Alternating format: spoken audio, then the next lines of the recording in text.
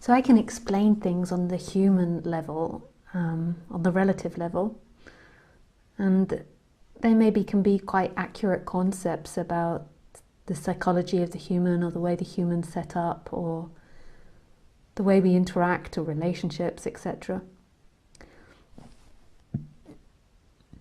But ultimately, it's a mystery. We can say things about our behaviors, about the planet, about things we see, but why it's happening and how it's happening is a total and utter mystery. We don't know. We don't know why the sun gets up every day. We don't know why the eyes see, or the ears hear, why the phone rings. We can talk about things in time, but actually why it's happening is always going to be a total and utter mystery. It's even really beyond our word mystery. It's beyond anything that we can possibly think about. It's a happening. And that's as far as we can go on the absolute level. It's a happening.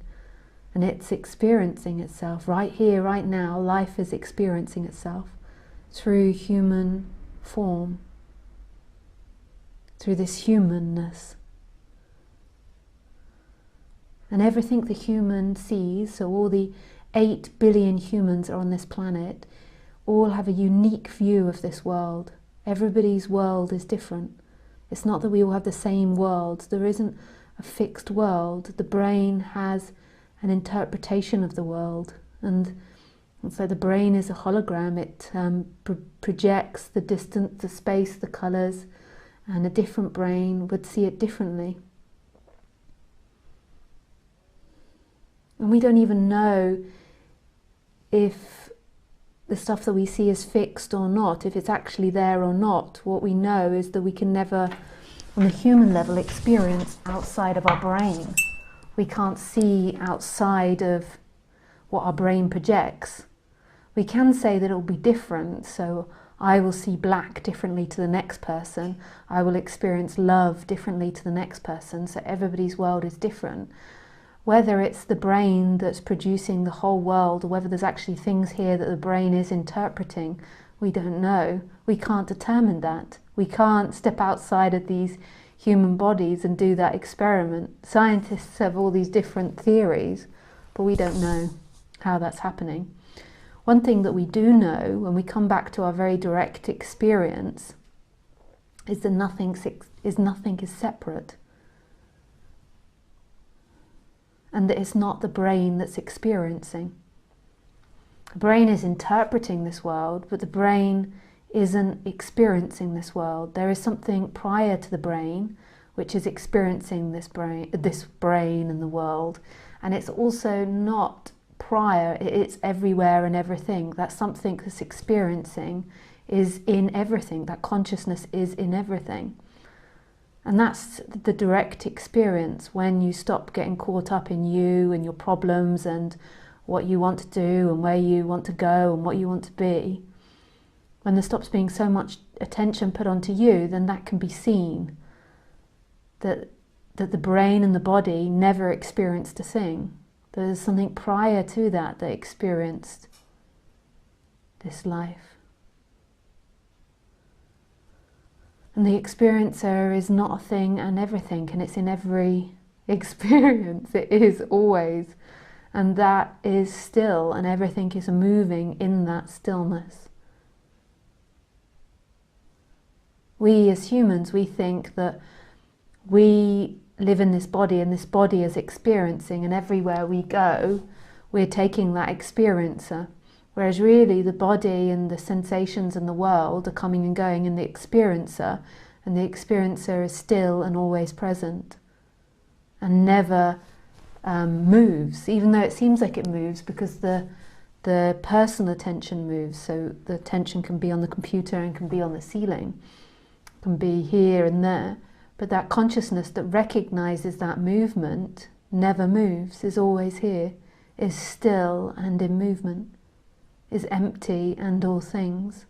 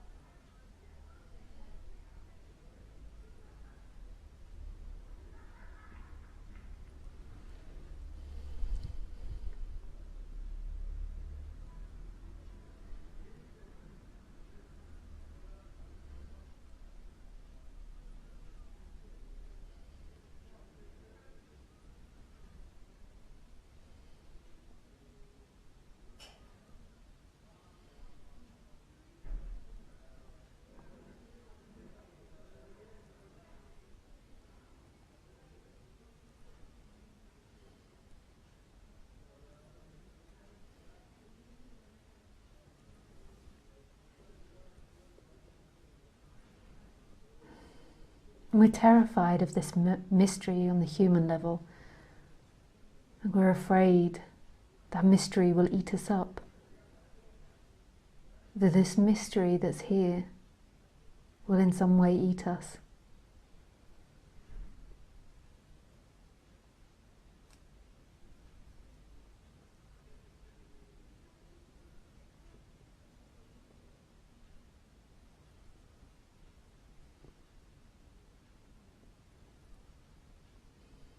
The human level, we like to know better than others, we like to master our environment, so it goes against that instinct of the human. The human is to dominate and conquer, and this cannot be dominated or conquer. How can that which is experiencing, the one that wants to dominate and conquer, be dominated and conquered? It's there in everything. It cannot be looked at, yet it's looking, yet it's experiencing. And there's this I am presence as well, this sense of being, that this is. And none of it's contained inside the body. That's the illusion. The body comes and goes in it. The world comes and goes in it. This is what's always here. We think we arrive in this moment, but there is this moment and the body comes and goes in that. You never arrived on that level. It's always here. Always, in everything. The disconnection from that and forgetting of this has the effect in the human of agitation, and it creates what people call the seeker, that's seeking to find this in time. It's seeking to find that rest, that stillness in time. And it creates this agitation that this life is my responsibility, solely my responsibility. I'm separate from all these big scary things, and I need to get to this stillness. I need to get to it. Or I need to get to the stillness. It doesn't think that. It thinks that after listening to this subject. But I need to get to these things in order to feel relaxed, to get back to that wholeness that I remember. You remember from childhood, that moment of rest. I think most people are always feeling just this slight bit of agitation, if not lots of agitation. Gotta do, gotta do, gotta do, gotta do. Which on one level is natural, the human wants to do and create, but it becomes an anxiety because that person is waiting to complete and waiting for that moment to feel connected again. And feeling connected again is remembering that you are never separate, remembering this wholeness of who you are.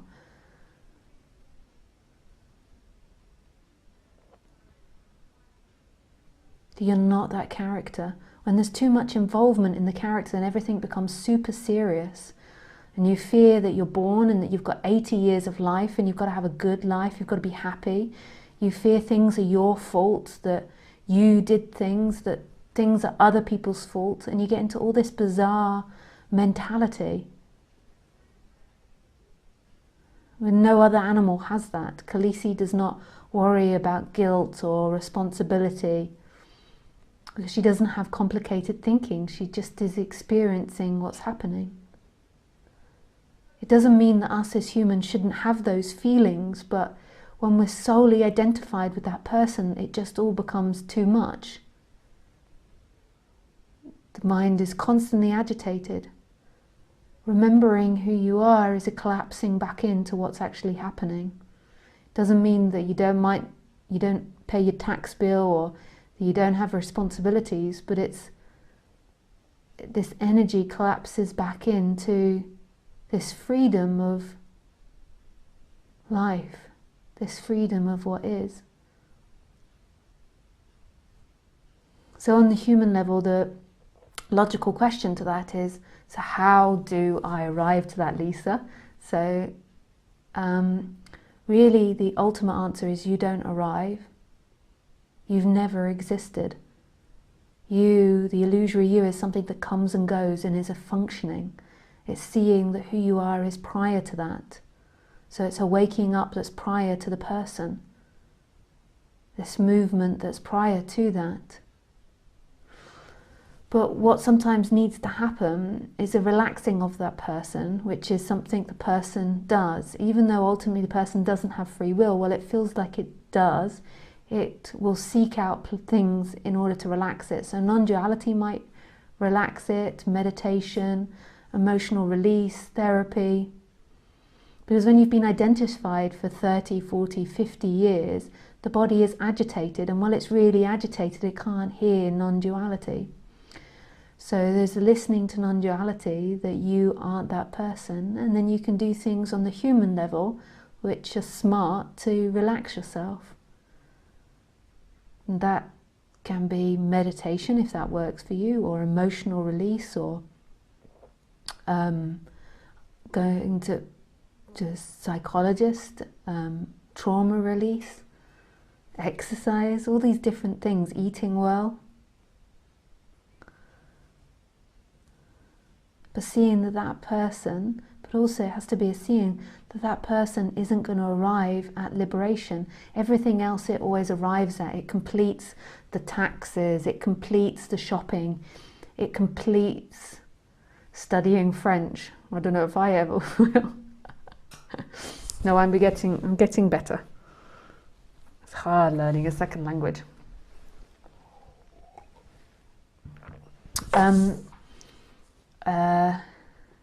It completes all these other things. It completes going out and buying its phone. So it's like, well, why can't I complete enlightenment? And that become completely frustrating to the person. But that's got nothing to do with you, so just drop it. Forget about seeking for that. Do things to relax the person and listen to non-duality, and that change will happen when it's ready to happen.